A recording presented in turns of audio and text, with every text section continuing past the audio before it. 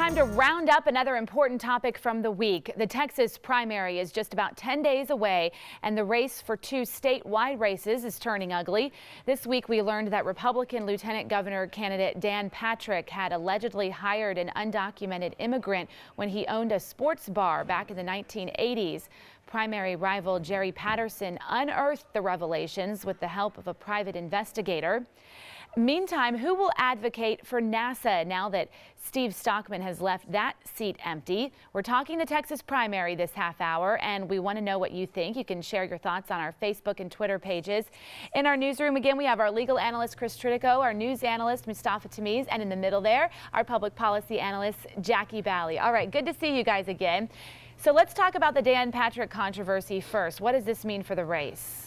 Well, we have to wait and see. I mean, it seems to be dying as quickly as it showed up. But the history of how we found out about this is very interesting. That Patterson's got private investigators looking into Dan Patrick's background to prove this up. This is not the first time this story popped up, but it's the first time they actually found the guy and put him on TV to say, I work for Dan Patrick. And it did cause Dan Patrick, Mustafa Tamiz, a moment that he had to stop and address this, because he is such a harsh critic of illegal immigrants and anyone hiring illegal immigrants. And for him to turn around and have to deal with having hired one, I think it's a pretty bad day for him, isn't it? It's a bad day, but it's basically just a bad day. I mean, Dan Patrick's going to move past this. Him and Lieutenant Governor Dewhurst are going to be in the runoff. What the likely to happen is Dewhurst is likely to purchase some advertising space in that runoff, putting this issue out more forcefully than it's come out so far. But Dan Patrick has strong support, and this race, his star is on the rise, and David Dewhurst is looking pretty weak. Jackie Bally, years ago, there was two women who were up for national post. The President Clinton was trying to appoint to a national post, and they had both hired illegal immigrant maids and had to withdraw their candidacy from these secretary positions, cabinet level positions, for having hired an illegal immigrant in the past. Why isn't the same thing happening with Dan Patrick? Well, once again, I will agree with my colleague. Dan Patrick, he's the rising star of the conservative movement.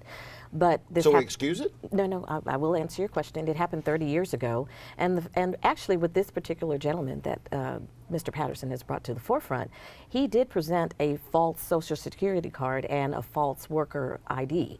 So Dan Patrick actually thought that the guy was legal, and it turns out that he wasn't, because he gave him false information. And also, back in the 80s, we didn't have the verification system that's as sophisticated as we do now.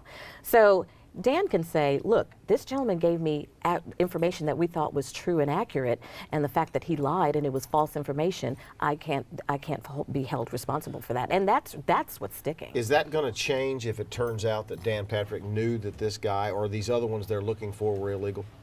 Well, the conservative movement and the Tea Party, it's what you say, it's not what you do that you're measured by. So as long as he keeps saying hateful, racist things about immigrants and wants to, repeal the DREAM Act, he's fine, because, they don't really care what you do. It's just what you say. Do as I say, not as I do. Absolutely. All right, we're going to go to Sally. She's monitoring our social media. Yeah, we've got Keith weighing in this morning about another race. He's talking about this race to fill the seat that will represent NASA, and he knows that that's incredibly important to our entire economy here in the city of Houston. He says we need reps and senators with real influence in those areas, not just ideological purity. And that's a race that you've been very interested in. You wrote about it on your blog. Mustafa Tamiz has a blog, by the way. This is a race that has garnered no publicity, and it's very important. As I've said on my blog, look, it's concerning, right? There are 12 people running for this race. There hasn't been a whole lot of conversation that's occurred in the press about this. Steve Stockman's Steve Stockman has pulled out and not refiled for his congressional race. He is running in the Republican primary for the United States Senate against Mr. Cornyn. And if we don't get somebody who advocates for NASA elected from that seat, it's very difficult because Senator Ted Cruz doesn't lift a finger to help NASA. There is a lot of discussion in my party. The Republican Party has been watching this race very seriously, and one of the front runners or perceived front runners is Santilli, who's from Brady's office, and Brady has been a strong advocate for for NASA and for having a strong economy. Santilli is a long-standing staffer of Brady's, and so I think you will see that in this district, if he continues to do how he's doing, he's polling very strong, you will see a very strong advocate for NASA in this seat. We're almost out of time, but one of the things you pointed out was if a very conservative Tea Party member gets in there, this is someone who's advocating we have to cut everything and then won't bring home the bacon, if you will, for NASA. Absolutely, and what's happening around the country is that in Republican primaries, NASA is a big piñata. They're taking shots at why are we spending money? So if we don't leave it right there, we got to leave it right there. I'm trouble. sorry. We'll be back in a little bit, Sally, with one final story. Sounds good. Thanks, guys.